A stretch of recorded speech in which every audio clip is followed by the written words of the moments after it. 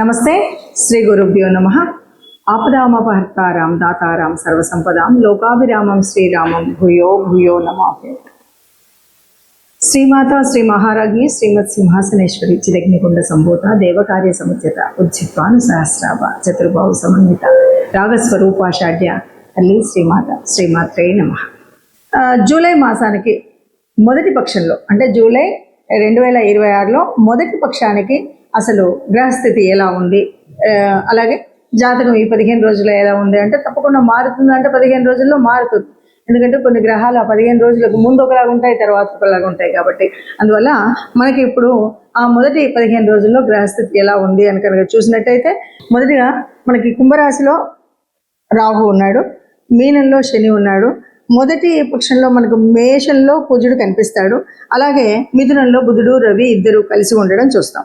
ఇక ఆ తర్వాత కర్కాటకంలో గురువు శుక్రుడు ఉంటాడు, సింహంలో కేతు ఉంటుంది. ఇది మనకి మొదటి పక్షం 2026 జూలై నెలలో మొదటి పక్షంలో కనిపించేటువంటి గ్రహస్థితి. ఈ స్థితిని బట్టి మనకు జాతకంలో మార్పులు చేర్పులు అనేటువంటివి ఒక్కొక్క రాశిని వివరంగా చూద్దాం. దీనికి అంటే మనం ఒక ద్వాదశ మాసాలకు కనుక చూసే ముందు ఒక మాట చెప్పుకోవాలి. ఎందుకు అంటే అసలు ప్రతి మాసంలో నిజంగా మా గతి మారుతుందా, మా స్థితి మారుతుందా అనేవాళ్ళు అనేకం కనిపిస్తూ ఉంటారు. నిజంగా గతి స్థితి మారుతుందా అంటే ఇది దేని మీద ఆధారపడుతుంది అంటే గ్రహాల యొక్క గతులను బట్టి, గ్రహాల యొక్క యుతిని బట్టి, గ్రహాల యొక్క స్థితిని బట్టి, దృష్టిలను బట్టి మార్పు అనేది అయితే ఉంటుంది. అయినా ఇవి ఎంతవరకు ఉన్నా ఈ కోటాను కోట్ల ప్రజల్లో కొంతవరకే ఈ పర్సంటేజ్ కనబడుతూ మిగతాది, ఎందుకంటే మనం చెప్పిన తర్వాత మీరు అన్నట్టుగా కొంత కనిపిస్తుంది కానీ ఇంకా అంతా అయితే కనిపించట్లేదు అంటుంటారు. అంతా కనిపించాలి అంటే తప్పనిసరిగా చేయవలసినటువంటి పని ఏంటి అంటే తప్పనిసరిగా మీ జన్మజాతకాన్ని మీకు వీలైన చోట వీలైన వాళ్ళతో చూయించుకోవడం అనేది మంచిది. జన్మజాతకంలో ఉన్నటువంటి వాటికి అనుగుణంగా ఇప్పుడు మనము ఈ మారుతున్నటువంటి గ్రహాలకి ఎలా ఉంటుంది, ఇది సర్వసాధారణంగా అందరికీ కలిపి చెప్పేటువంటి గ్రహస్థితి. కాబట్టి గ్రహస్థితి మారినప్పుడు మన యొక్క జాతకం ఎలా ఉంటుంది అన్నది ద్వాదశ రాశులకు మనం చెప్పుకుంటూ వస్తుంటాం. ఆ విధంగా ఇప్పుడు ఒక్కొక్క రాశికి మనం తెలుసుకుందాం. మీనరాశి వారికి గ్రహస్థితి కనుక చూస్తే లగ్నంలో శని ఉన్నాడు, ద్వితీయంలో కుజుడు ఉన్నాడు, చతుర్థంలో బుధరాహులు ఉన్నారు, పంచమంలో గురు శుక్రుడు ఉన్నారు, ఇక షష్టమంలో కేతు ఉన్నాడు, వ్యయభావంలో రాహు ఉన్నాడు. ఇలా ఉన్నప్పుడు ఎలా ఉంటుంది అంటే అన్నింటికి మించి వీళ్ళకి సంతాన విషయంలో మాత్రం చాలా అద్భుతంగా ఉంటుంది అని చెప్పొచ్చు. ఎందుకంటే పంచమంలో గురు శుక్రులు అన్నారు, రెండు కూడా శుభ గ్రహాలు, ఇది బాగుంటుంది. అట్లాగే మనకి లగ్నంలో శని ఉన్నాడు. ఇది కొద్దిగా మనం చూస్తూ ఉన్నట్టయితే ఏం చేయొచ్చు, ఎలా చేయొచ్చు అంటే కుజుడు ముఖ్యంగా తృతీయ రాశి సంచారం చేస్తున్నాడు. కాబట్టి ఎలా ఉంటుందంటే ఉద్యోగంలో దాదాపు సాధారణమైనటువంటి అంటే హై కాకుండా సాధారణ స్థితి ఉంటుంది. కుటుంబంలో మాత్రం మంచి సహాయ సహకారాలు ఉంటాయి, మానసికంగా ఉత్సాహం ఉంటుంది. అట్లాగే ఆ మానసికంగా ఉత్సాహం ఉండడం వల్ల చాలా వరకు కొన్ని చేర్పులు మార్పులు చేసుకోగలుగుతాం, ఆనందంగా ఉండగలుగుతాం. అలాగే వ్యాపారంలో మంచి రొటేషన్ అయితే ఏర్పడుతుంది, పెడుతూ ఉంటాం వస్తూ ఉంటుంది అంటారు కదా, అలాగా పెట్టుబడులు పెట్టడం లాభాలు రావడం అనేటువంటిది ఉంటుంది. మధ్యమ లాభాలు, అలా అంటే హై ఎక్కడికో వెళ్ళిపోతామని కాదు కానీ దాదాపుగా మధ్యమ లాభాలు ఉంటాయి. విద్యార్థులకు నిరుద్యోగులకు మంచి అంటే ఉద్యోగం వచ్చేటువంటి ఆశాజనకంగా ఉండేటువంటిది కనిపిస్తుంది. అలాగే అనారోగ్య భావనలు మాత్రం ఎదుర్కోవాల్సినటువంటి పరిస్థితి అయితే కనిపిస్తుంది.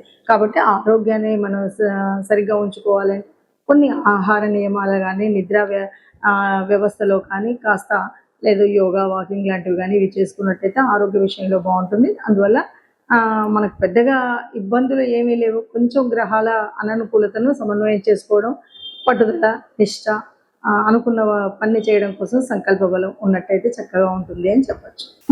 ఇప్పటి వరకు మీరు ఈ గ్రహస్థితిని చూశారు కాబట్టి ఈ గ్రహస్థితి మరి ఇలా ఉన్నప్పుడు ఎవరం కూడా కష్టాలను ఆశించాం, ఎవరు కూడా కష్టాలు ఇష్టపడం, అయినా గ్రహస్థితి ఇలా ఉంది.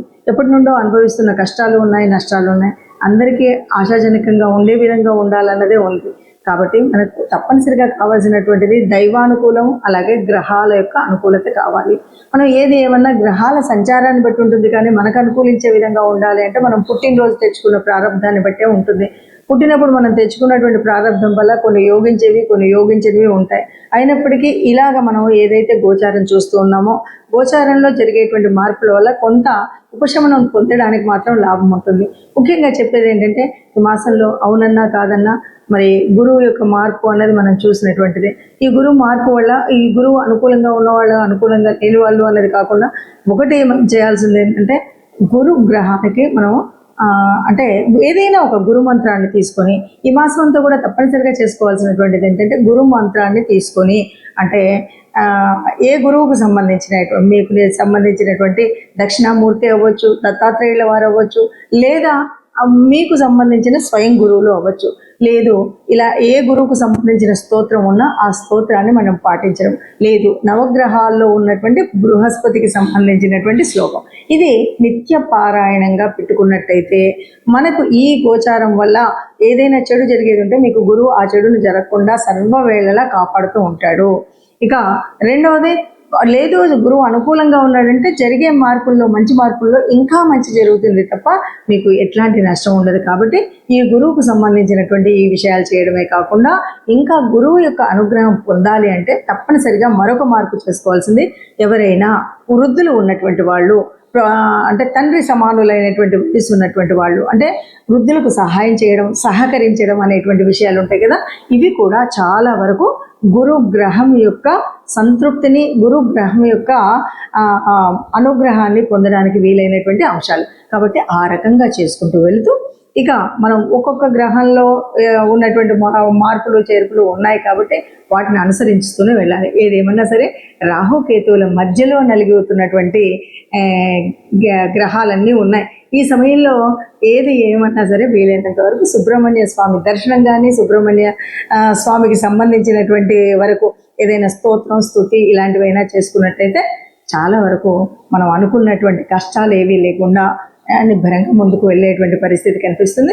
ఆ పరమాత్ముడు తప్పకుండా అందరినీ కాపాడుతాడు. అందులో మనం నిత్యం ఇలాంటి చక్కటి పారాయణం కానీ లేదా ఆ సంబంధిత శ్లోకాలను కానీ చదువుకున్నట్టయితే ఒక సత్సంగత్యం వల్ల ఆ దేవాలయం యొక్క పాజిటివ్ వైబ్స్ వల్ల తప్పకుండా మనకు మంచి జరుగుతుంది. మనము ఎప్పుడు ఏ మాసానికి ఆ మాసం చూసినప్పుడు కొన్నిసార్లు ఏమవుతుందంటే ఆ మాసంలో మనకు అనుకూలించే విధంగా అంటే గ్రహాల అనుకూలం ఎలా ఉన్నా కానీ మనకు ఆ మాసంలో వచ్చే కొన్ని పండగలు ఉంటాయి. ఆ పండగల యొక్క ఫలితాన్ని కూడా పొందేటువంటి అర్హత పొందాలి అంటే తప్పనిసరిగా దానికి సంబంధితమైనటువంటి పూజలు చేసుకోవడం వల్ల కూడా ఈ గ్రహాల యొక్క అననుకూలత ఏదైతే ఉందో దాన్ని మనం మాయ చేయొచ్చు. ఆ రకంగా కనుక మనం చూసినట్టయితే మనకి 16వ తారీఖు జూలై 16వ తారీఖు మనకు జగన్నాథ రథయాత్ర ప్రారంభమవుతుంది. ఆ జగన్నాథుడు అంతకు మించినటువంటి గురువు ఎవరు ఉంటారు మనకి? ఆ శ్రీకృష్ణ పరమాత్మకు సంబంధించినటువంటి తత్వాన్ని చదువుకోవడం వినడం లేదా ఆ జగన్నాథ యాత్ర జరుగుతున్నప్పుడు మనం చూడడం లేకపోతే మన ఏరియాల్లో కూడా ఇవాళ రేపు చేస్తున్నటువంటి జగన్నాథ రథయాత్రలో పాల్గొనడం ఏదో అక్కడ సంబంధించినటువంటి విషయాలను వినడం చేసినట్టయితే మనకు ఉత్తమమైనటువంటి స్థితి ఉంటుంది. అలాగే మరి 17వ తారీఖు వచ్చేసరికి మరుసటి రోజు నుండి కూడా దక్షిణాయనం ప్రారంభం అవుతుంది. దక్షిణాయన కాలంలో మనం చేయాల్సినటువంటి పుణ్యక్రతువులు బోలెడని ఉంటాయి. వాటన్నిటినీ కూడా ఈ మాసం అంతా అవలంబించినట్టయితే మన కష్టాలు తొలగుతాయి. ఇంకా ముఖ్యంగా తెలంగాణ ప్రాంతంలో ఉన్నటువంటి భక్తులందరికీ కూడా మనకు తెలిసినటువంటి విషయం ఈ జూలై మాసంలో ఆషాఢం ప్రారంభం అవ్వగానే మొదటి బోనాల పండుగ వస్తుంది. బోనాల పండుగ ఎవరికి చేస్తాము అంటే ఆ పరాత్పరేశ్వరి అమలగన్న అమ్మకి చేస్తూ ఉంటాం. కాబట్టి ఆ తల్లిని తెరవడం కూడా ముఖ్యము అనే విషయాన్ని మనం గ్రహిస్తే కనుక బాగుంటుంది. అలాగే ఈ నెలాఖరు చివరికి 25కి వచ్చేసరికి తొలి ఏకాదశి ఉంటుంది. తొలి ఏకాదశి వచ్చింది అనగానే ఆ సర్వజగన్నాథుడైనటువంటి రక్షకుడైనటువంటి ఎవరైతే ఈ మనకు తెలుసు త్రిమూర్తులలో ఎవరైనా సరే బ్రహ్మ సృష్టిస్తే మరి విష్ణువు ఎప్పటికప్పుడు రక్షిస్తూ ఉంటాడు.